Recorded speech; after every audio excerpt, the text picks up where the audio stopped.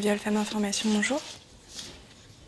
Au procès, une association s'est également portée partie civile aux côtés des 3 jeunes femmes. Le collectif féministe contre le viol reçoit depuis 30 ans les appels à l'aide des victimes. D'accord, donc là il a instauré un climat de terreur, il l'avait isolé. Ces militantes se sont battues pour faire reconnaître ce viol conjugal qu'elles découvraient au bout du fil et qui ne disait pas encore son nom. Ça c'est sa stratégie de défense à lui. Dans tous les cas, elle a été très claire, hein, et puis même s'il n'avait pas dit non, lui il savait très bien qu'elle ne voulait pas. Elles ont lancé dès 1987 les premières campagnes de sensibilisation. Mais le tabou est tenace. Changer les mentalités prend encore plus de temps que changer la loi. Les garçons violeurs, ils ont dans la tête qu'ils y sont pour rien. Et celui-ci, là, dans la tête, une femme doit toujours satisfaire son mari.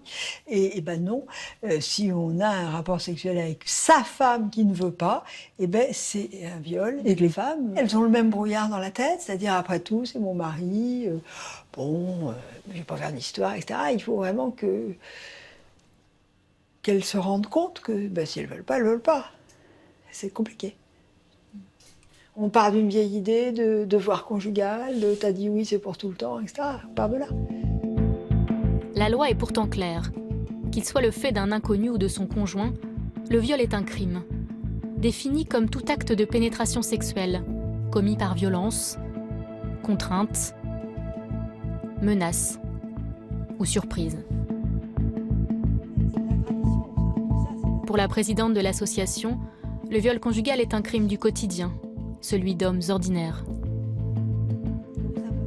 C'est des maris. Je n'irai pas plus loin dans le profil, parce que le profil violeur, il n'y en a pas. Le profil violeur, il a de 15 à soit 90 ans, il est cadre supérieur ou ouvrier, il n'y a pas de profil social. C'est dans l'histoire de l'individu que ça va se présenter. Et c'est pareil pour les femmes. C'est pareil pour les victimes.